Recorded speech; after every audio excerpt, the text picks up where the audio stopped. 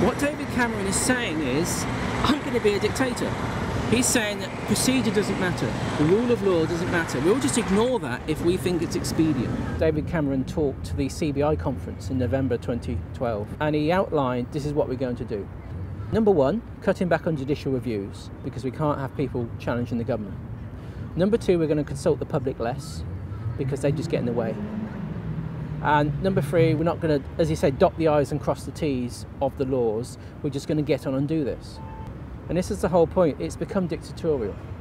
The problem here is ideological.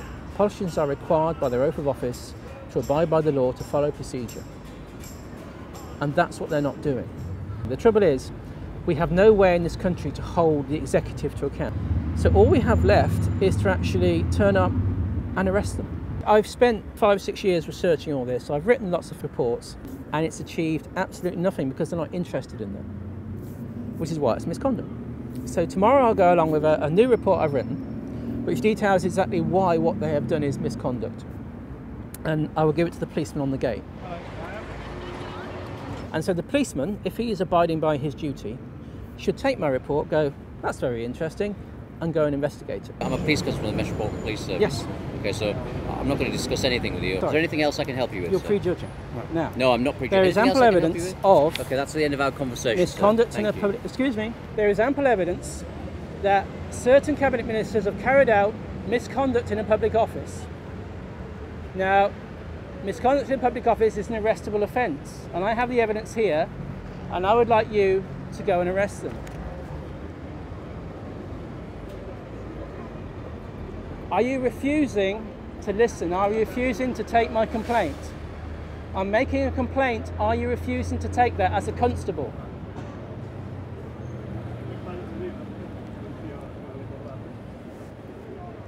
Hello? If the policeman specifically refuses to take the evidence, refuses to investigate it, then under Section 26 of the Police and Criminal Evidence Act 1984, he gives me the right to carry out a citizen's arrest. If you do not respond, I will have to assume that that is a refusal. If that is a refusal, because it is an indictable offence, I am prepared to go and citizen's arrest those people.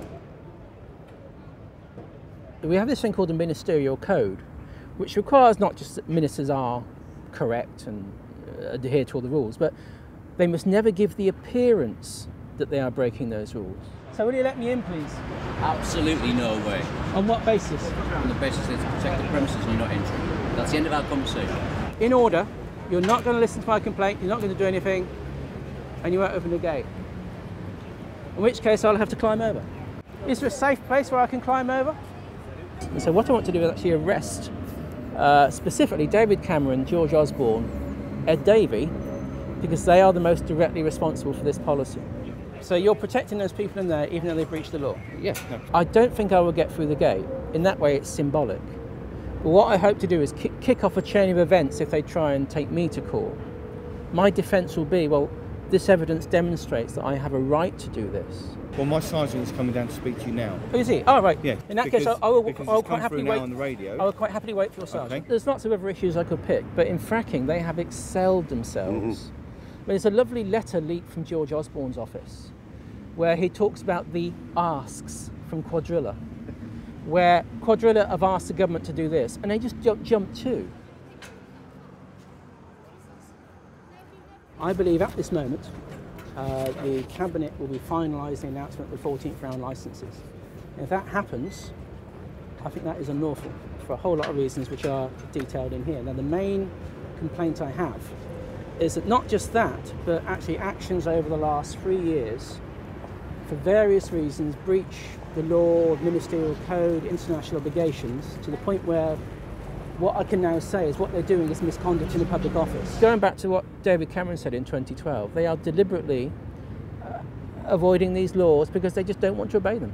I'm not saying what we are or aren't going to do yet, because we're just trying to... Obviously, we've got officers down here with firearms. The point of doing it in Downing Street, it's a controlled environment. I can turn up, have a discussion, we can establish what I'm there for to do without it being necessary for them to jump on me. If you look at the relationships between members of the Cabinet and public relations agencies who represent the business and the business itself, What this is George Osborne's leaked letter will be a good example. George Osborne was given directions to ministers to make services available to private companies as a favour. No assessment of liabilities to the public, no assessment of the value for money of giving them that service. That's just one example, a whole lot of different ways in which David Cameron, George Osborne, and by his failure to act when obviously he does know the truth, Ed Davey, have been facilitating a crime. At the moment they're talking to the Downing Street liaison officer. I don't know about what, but they're having a discussion. Come on. I need to go that way. No, you can't. Why? Come on. Why? Come on. Why? You can't come into the street. Why? Because there is a traffic order that says you can't come into the street. I don't believe that it's valid in these Well, circumstances. I'm afraid if you want to take a legal challenge...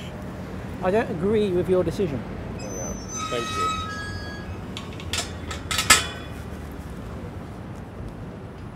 Oh well, I'll just have to stand in front of the gates then.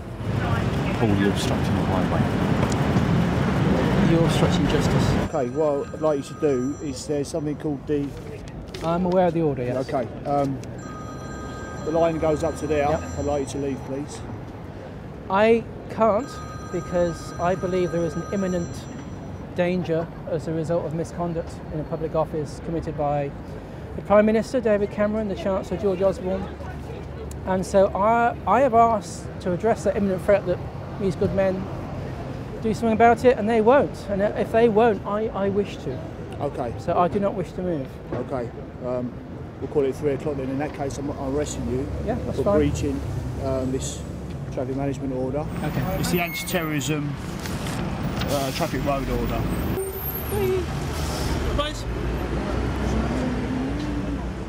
There's so many different ways that that activism could do better. Rather than being representative, rather than just clicking on a 38 degree or an Avaz petition and asking them, oh, please do this. We'll do this another day.